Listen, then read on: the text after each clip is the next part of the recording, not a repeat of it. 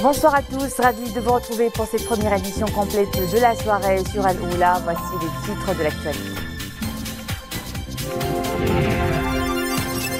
Les efforts inlassables de Sa Majesté le Roi Mohammed VI pour la promotion des valeurs et de la tolérance entre les peuples récompensés du prix de la reconnaissance spéciale du leadership dans la promotion de la tolérance et le rapprochement interculturel. Hier à New York, Son Altesse Royale le Prince Moulay Rachid a reçu cette prestigieuse distinction au nom de Sa Majesté le Roi.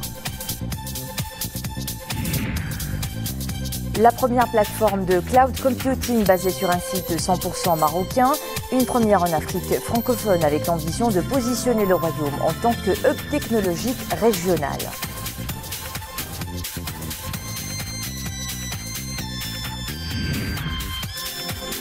La mémoire de l'aéropostale ressuscitée à l'une de ses escales, Casablanca, où le banc de la liberté prend pied, témoignage de la volonté de préserver le patrimoine des pionniers de l'aéronautique comme Antoine de Saint-Exupéry.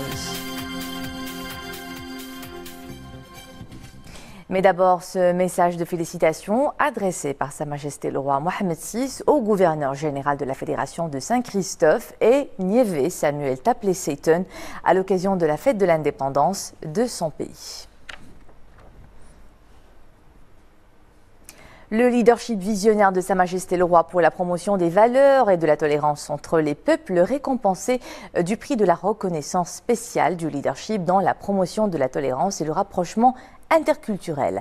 Son Altesse Royale, le Prince Moulay Rachid, a reçu hier cette prestigieuse distinction au nom de Sa Majesté le Roi lors d'une cérémonie grandiose organisée dans les cadres somptueux de la prestigieuse Public Library de New York, sous le patronage de l'UNESCO et en présence de chefs d'État, de représentants du corps diplomatique accrédité aux Nations Unies à Washington, ainsi que de personnalités des mondes politiques, des arts et de la culture. Mohamed Etlishkar. La grande cérémonie a eu lieu dans le cadre somptueux de la prestigieuse Public Library de New York, cérémonie placée sous le patronage de l'UNESCO et qui a été marquée par l'attribution à Sa Majesté le Roi Mohammed VI par The Global Coalition for Hope du prix de la reconnaissance spéciale du leadership dans la promotion de la tolérance et le rapprochement interculturel, et ce pour le leadership visionnaire du souverain dans la promotion de l'harmonie entre les différentes cultures, aussi bien au Maroc que sur la scène internationale. Et c'est Son Altesse Royale le Prince Moulay Rachid qui a reçu cette prestigieuse distinction au nom de Sa Majesté le Roi Mohammed VI. L'occasion pour la directrice générale de l'UNESCO de souligner que l'approche de Sa Majesté le Roi visant la promotion des valeurs de tolérance, d'altérité et du juste milieu constitue une réponse à l'extrémisme et aux idées radicales en consolidant les valeurs du respect mutuel et d'ouverture. C'était une grande fête parce que j'avais l'honneur de donner le prix de distinction ici de cette fondation, Global Hope Foundation, coalition pour Sa Majesté le Roi Mohammed VI, pour tout ce qu'il a fait pour combattre l'extrémisme, pour l'inclusion sociale, pour la paix, pour le développement, pour la dignité humaine. Une cérémonie grandiose organisée en présence de chefs d'État, de représentants du corps diplomatique accrédité aux Nations Unies à Washington, ainsi que de personnalités des mondes politiques, des arts et de la culture. J'ai beaucoup d'admiration pour notre frère Sa Majesté et cette distinction aujourd'hui, juste à côté, est un grand signe, un grand honneur pour moi. Je remercie Allah subhanahu wa ta'ala. Cette distinction est une reconnaissance du leadership de Sa Majesté le Roi Mohammed VI, que Dieu l'assiste dans la promotion du dialogue et de l'entente tant au niveau national qu'international. La Coalition mondiale pour l'espoir de Global Coalition for Hope est un réseau de 3 fondations à but non lucratif basées à New York, Zurich et à Hong Kong. Une coalition qui a mis en place une plateforme mondiale pour récompenser et encourager les personnes courageuses qui s'élèvent contre la terreur et la violence afin de préserver notre patrimoine culturel commun et construire des passerelles entre les cultures. Et cette consécration est saluée de partout. L'ancien Premier ministre britannique Tony Blair s'est dit particulièrement heureux pour Sa Majesté le Roi, qui mérite amplement ce prix, dit-il. conseiller adjoint à la sécurité nationale du président George Bush a affirmé que le souverain joue un rôle essentiel dans la lutte contre l'extrémisme religieux, mais aussi dans l'édification d'une société qui barre la route et déconstruit les idées radicales. Pour l'ancien président de la Banque mondiale, James Wolfensohn, le leadership de Sa Majesté le Roi en général et en particulier en matière de promotion des valeurs du juste milieu et de tolérance apporte une grande contribution à la communauté internationale. Le président du think tank The Bridge souligne que ce prix témoigne de la cohérence et de la constance du leadership et de la vision du souverain. Enfin, pour la directrice du programme Moyen-Orient du think tank américain Foreign Policy Research Institute, la commanderie des croyants confère à Sa Majesté le Roi une statue et une légitimité unique en matière de lutte contre l'extrémisme religieux. À New York, intense agenda diplomatique pour le ministre des Affaires étrangères et de la coopération internationale en marge de la 72e Assemblée générale de l'ONU. Nasser Bourita s'est notamment entretenu avec son homologue polonais, nigérian et malgache. Des entrevues qui ont particulièrement porté sur les moyens susceptibles de renforcer la coopération et le partenariat avec ces pays dans de nombreux domaines. Je vous propose d'écouter à ce propos le chef de la diplomatie nigériane.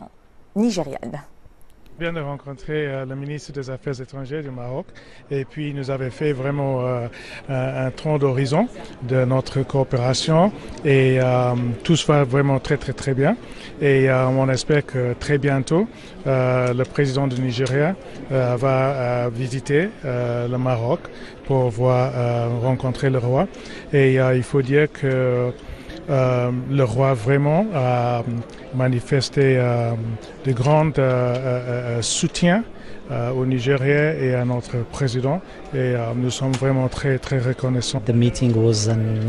La rencontre a constitué une opportunité pour un suivi des accords signés par les deux pays ainsi que des projets lancés durant la visite de Sa Majesté le Roi Mohammed VI au Nigeria.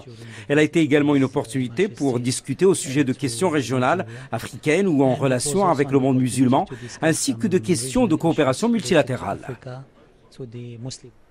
Le ministre de l'Intérieur poursuit son périple dans les provinces du Sud et met le cap sur Darla dans le cadre des réunions du comité de pilotage et de suivi de la mise en œuvre du nouveau modèle de développement. Ces provinces, selon Abdouafil Ftit, le taux de lancement effectif des projets inscrits a dépassé 40% pour les 3 régions du Sud et 50% au niveau de la région de l'Ayoun Saqiya al-Hamra. Ce programme s'articule autour d'un nombre d'axes comme les infrastructures routières, les aéroports, les énergies renouvelables, les installations hydriques, la qualification urbaine, l'eau potable et l'assainissement liquide, mais aussi l'éducation, l'enseignement, l'agriculture, la pêche maritime, le tourisme ou encore la valorisation des ressources en phosphate. La première plateforme de cloud computing basée sur un site 100% marocain, un projet réalisé avec Maroc PME et le programme Imtiaz. Une première en Afrique francophone avec l'objectif de contribuer à avancer et faire du royaume un hub en Afrique et dans le monde. Mounia Marouche. Enfin, un nouveau service d'hébergement data center voit le jour au Maroc. Cette nouvelle plateforme conçue aux normes internationales garantit une fiabilité et une sécurité maximale des systèmes d'information. Il permet aux entreprises d'optimiser leurs technologies informatiques et leurs services. Data Center est la première plateforme cloud dédiée aux entreprises TPME, PME et grandes entreprises.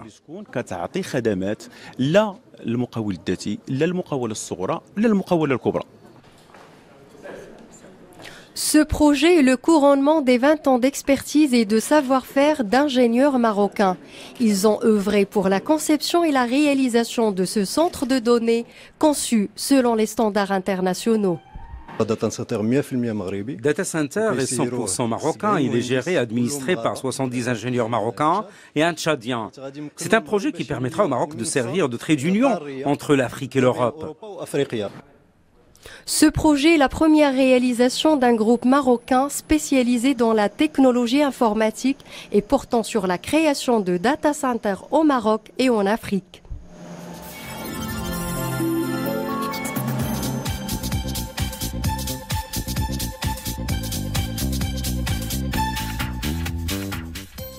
À l'international, l'ouragan Maria poursuit sa route. Classé en catégorie 5, niveau maximal et qualifié de potentiellement catastrophique par les services météorologiques américains, il s'est éloigné de la Martinique. Le cyclone a frappé de plein fouet la Dominique avec des vents de 260 km/h. Il n'a pas épargné la Guadeloupe. Maria devrait longer les côtes nord de la République dominicaine et dès vendredi, il pourrait également provoquer de fortes intempéries dans le nord d'Haïti.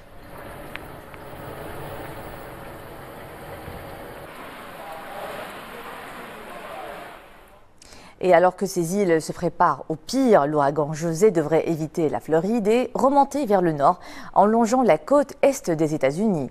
L'ouragan s'est formé depuis presque 2 semaines, mais il est désormais bloqué entre les Bermudes et l'État américain de la Caroline du Nord et pourrait rencontrer l'ouragan Maria. Un effet qui pourrait concerner les ouragans José et Maria puisque ce dernier s'aligne sur une même trajectoire. La dirigeante birmane prix Nobel de la paix s'excuse, étend la main aux musulmans des Rohingyas. Pressée par la communauté internationale, et s'est enfin expliquée sur les persécutions que subit cette minorité musulmane. Et pendant ce temps, le drame de ces réfugiés s'amplifie dans les camps au Bangladesh voisin, dans des conditions météorologiques de plus en plus défavorables. Pour l'instant, l'assistance est chaotique au point de provoquer des drames.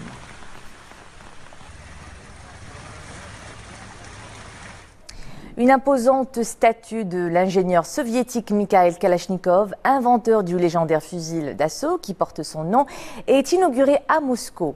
Les autorités russes saluent une arme devenue une marque culturelle de la Russie. En plein centre de la capitale, la sculpture en métal de plus de 7 mètres prend désormais place. Toutefois, il faut savoir que Mikhail Kalachnikov, décédé en 2013 à l'âge de 94 ans, n'a jamais touché d'argent sur la vente des fusils, vendus en effet à plus de 100 millions d'exemplaires à travers le monde.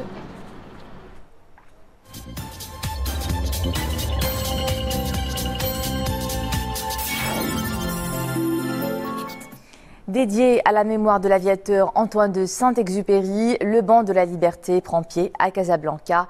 Le banc en forme de livre ouvert a été inauguré hier lors d'une cérémonie qui s'est déroulée en présence de représentants de la métropole et des membres de l'association RAID Latécoère Aéropostale qui œuvre à la préservation du patrimoine des pionniers de l'aéronautique. Sarah Katir.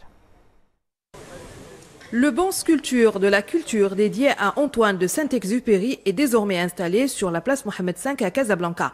Il est offert à la ville par l'association Les Ponts du Cœur, initiatrice de l'opération Les Bancs de la Liberté, destinée au rapprochement des citoyens via l'écrit, la promotion de la littérature et la lecture. Casablanca, c'est une ville qui a été une étape de l'aéropostale et c'était une étape qui était très importante. Et d'ailleurs, vous avez vu aujourd'hui, lors des différentes interventions tout à l'heure, on a montré par exemple que Saint-Exupéry a eu son diplôme, c'est ça?